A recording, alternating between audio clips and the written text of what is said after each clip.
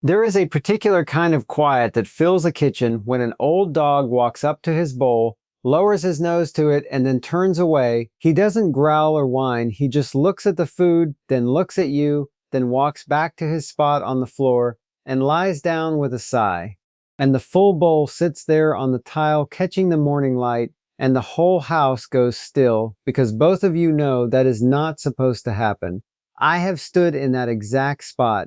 My old shepherd bear, 13 years old, gray all the way down past his eyes, walked away from his breakfast 3 mornings in a row, and what turned him around was not what the clinic told me to do, and it was not the $40 bag they wanted to sell me next.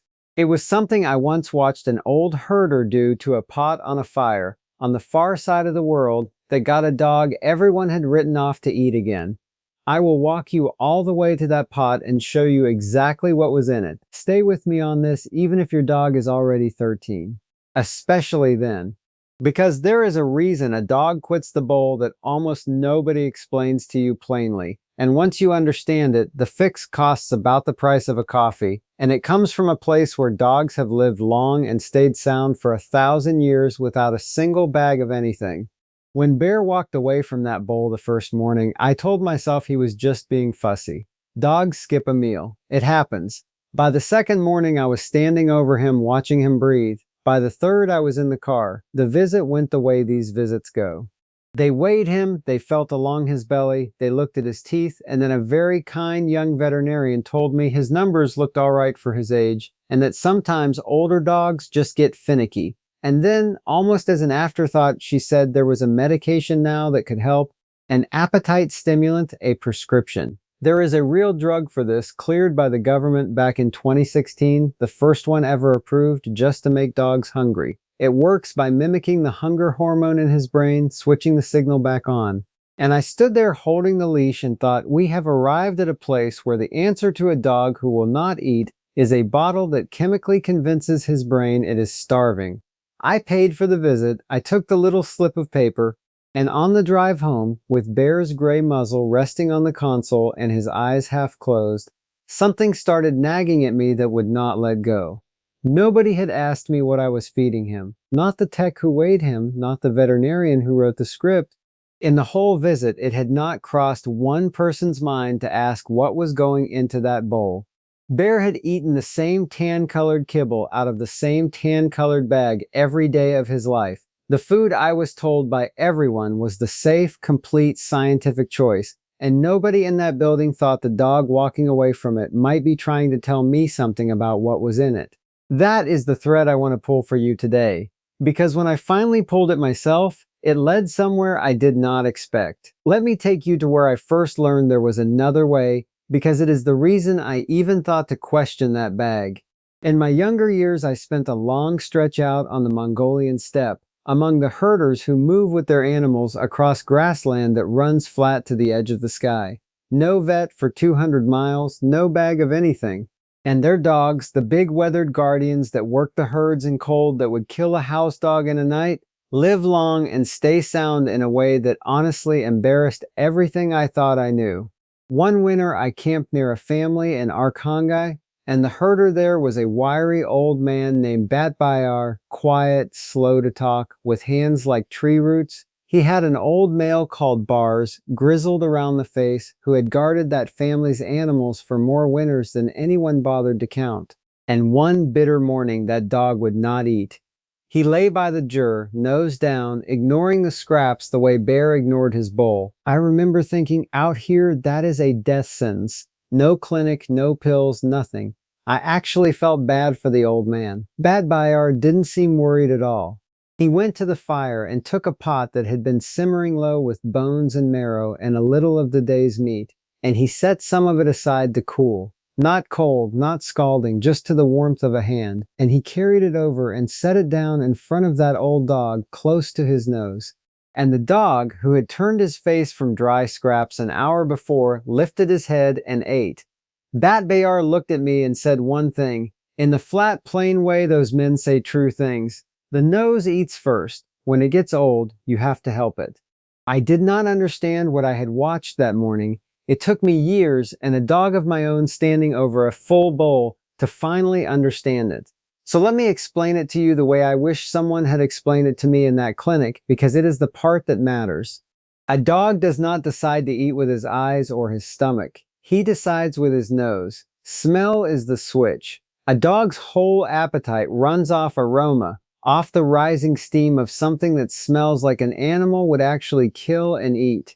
That is how it worked at the human fire for tens of thousands of years, back through every dog that ever curled up beside a person. Warm food, real food, food that smelled like something. The steam went up, the nose caught it, and the dog ate. It never once required a bag. Now here is what happened to that, and it is the part that made my jaw tighten when I finally worked it out. The tan-colored pellet in that bag is not food in any sense a dog's nose was built to recognize. That pellet is far younger than you would guess. Before the 1950s, there was really no bag to buy.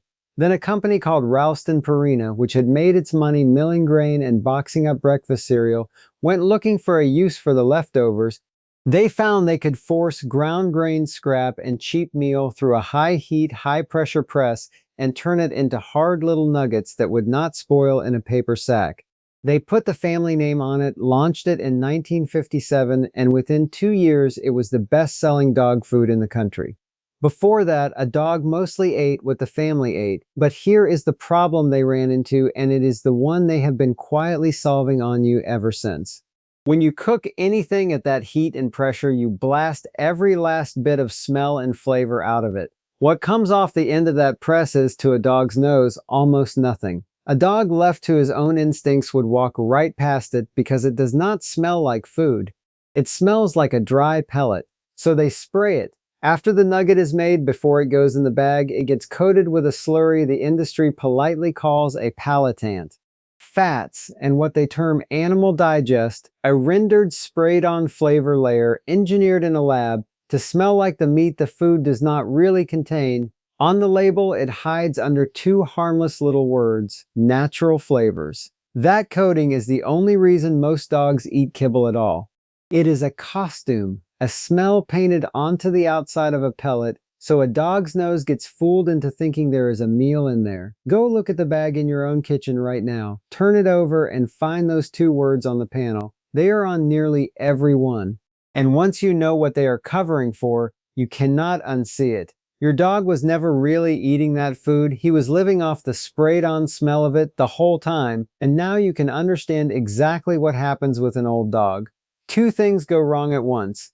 The coating fades because that sprayed-on fat goes stale the moment the bag is opened, a little more every day, so by the bottom of the bag the smell is a ghost of what it was. At the same time, the old dog's nose is getting weaker with age, the way an old man loses his sense of smell. So you have a faint, fake smell on one side and a fading nose on the other, and one morning they cross and the trick stops working. And your good old dog, who is not broken and not being difficult, who is doing the most sensible thing an animal can do, looks at a pellet that no longer smells like anything and says, "No, that is not food. I will not eat that." He is right. He always was. And this is the part they count on you never working out. When your dog finally refuses that bag, what does the industry sell you next? A different bag, a more expensive one. The senior formula, the sensitive stomach formula, the one with the soft focus wolf on the front, $40 or $60, and it is the same extruded pellet with a fresh coat of the same sprayed-on smell.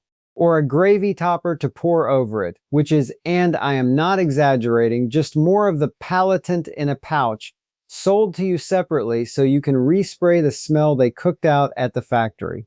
Or, like my clinic, they reach past the whole question and hand you a prescription to switch your dog's hunger back on by force, so he will eat the pellet his own body is telling him to refuse. Every one of those answers has the same shape: keep the dog on the bag. Nobody at any point says the obvious thing that a wiry old man on the far side of the earth said to me over a fire without a word of science in it. Give him something that actually smells like food. So let me tell you exactly what to do, because this is the part you can start tonight and it costs almost nothing. The first move is the simplest, and it is the one Bat Bayar showed me. Warmth. Whatever you are going to feed him, warm it. Heat wakes up smell. It lifts the aroma off the food and sends it up into that fading nose the way the steam went up off the pot on that fire. If you are feeding wet food or real food, warm it to just under body temperature around 100 degrees, which is warm on the inside of your wrist and never hot. You are not cooking it, you are waking it up. A cold plate straight from the refrigerator has almost no smell. That same food warmed for 20 seconds fills the room. To an old dog with a tired nose, that is the difference between an empty pellet and a meal. But warming is only half of it, and honestly the smaller half. The real move is to give him something worth smelling in the first place. Real food that is what it says it is, with nothing sprayed on to fake it. You do not need a recipe card, and you do not need anything exotic. Plain cooked chicken, boiled or gently cooked with nothing on it, no salt or seasoning, and never any onion or garlic, shredded warm off the bone, a scrambled egg with nothing in it, a little plain meat off your own plate, a sardine packed in water, not oil, not sauce. These are things in your kitchen right now. They cost a few dollars, and every one of them carries the honest, rising, unmistakable smell of real food that a dog's nose was built across 10,000 years to answer. Start small. You are not trying to replace his diet in one morning, you are trying to reopen the door. A spoonful or two of warm shredded chicken offered by hand or set right under his nose. For a small dog, a tablespoon. For a big dog like Bear, a small handful. Warm it, get it close to him, let the smell do the work, and then give it a beat. Do not hover and fuss, because your worry travels straight down the leash. Set the bowl in front of him, step back, and let him decide. 9 times out of 10, with an old dog who is otherwise himself, the nose wakes up and he eats. And I want to frame what you are actually doing here because it matters. You have stepped off the whole conveyor belt. No pill, no costlier bag, no pouch of resprayed smell poured over the top. For a few dollars of food from your own fridge, you have done the thing the herders did for centuries and the thing the whole industry is built to keep you from figuring out. You gave him a real meal. Now, if you have got an old dog on the floor beside you right this minute, stiff and gray and 13, and he has gone quiet on his bowl, I want to talk to you directly because I know exactly what that fear feels like. It is not too late. You did not need to have started this when he was a pup. You start this week, this next meal, tonight. The nose does not stop working. It just needs a hand, and warm real food is help you can give him at the very next mealtime. Which brings me back to that pot on the fire, because there was more in it than warm meat, and the more is what saved the dog everyone had given up on. Warm chicken and a scrambled egg will reopen the door for a dog who is just tired of the bag. But when a dog is genuinely run down, older and weaker, not eaten well in a couple of days, when even the good smell only gets a few bites out of him, the plate of shredded chicken is not quite enough on its own. And this is where the modern internet version of this advice falls short, because it will tell you to pour warm water on the kibble, or in the worst cases, to saute the meat with garlic, which you must never do, because garlic is genuinely poisonous to a dog, and half the popular videos on this exact subject get that wrong. What Bad Bear had in that pot was not warm water on kibble, it was broth, made a particular way, and the particular way is everything. He took bones, joint bones, knuckle bones, the ones with marrow still in them, and simmered them low and slow for the better part of a day until the marrow and the connective tissue melted down into the water and turned it cloudy and rich and smelling, even to my human nose across a cold camp, like the most concentrated meal in the world. And near the end, he would fold in a little soft organ meat, a bit of liver, the good stuff a dog's body craves and almost never gets from a bag. Then he let it cool to the warmth of a hand. That broth does 2 things at once, and this is why it works when nothing else will. First, it is the strongest food smell you can put in front of a dog, so it reaches the very weakest, oldest, most tired nose in the room. And second, it is liquid, so a dog too weak or too queasy to face a plate of solid food can lap it down easily, and it carries real nourishment and water into him while his appetite comes back online. It is the bridge. You give it to the dog who has almost given up on eating to get him eating again so that tomorrow he takes the chicken and the day after he takes his meal, you can make it at home this weekend. Bones from the grocery store, a big pot of water, simmered long and low with nothing else in it, no onion, no garlic, no salt. Skim it, cool it, keep it in the refrigerator, warm a little in a cup, and pour it over his food, or offer it on its own. That is the herder's pot, made in your kitchen. That is the version the pouch and pill business will never sell you because you cannot patent a bone in a fire. Now I have to give you the boundary, because loving a dog well means knowing the edge of what a warm bowl can do, and the herders knew that edge better than anyone. They had no safety net at all, so they read their dogs closely, and they knew the difference between a dog who is just off his feed and a dog who is in real trouble. A dog who skips a meal but is still bright, still himself, drinking his water, and trailing you around the house with his ears up, that is a dog whose nose has gone quiet and the warm bowl is exactly right for him. But a dog who is vomiting again and again or will not touch even water, a dog with pale gums or a hard swollen belly, one sunk into a corner and sinking no matter what you offer, or a young puppy who suddenly stops eating, that is not a nose problem.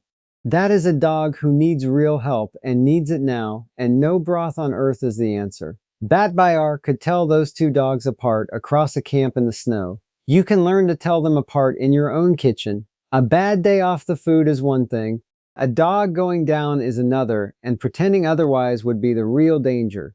But for the ordinary old dog, the good gray dog who just walked away from a bowl of pellets that stopped smelling like anything, the answer was never a prescription and it was never a costlier bag. The answer is a warm bowl of something real.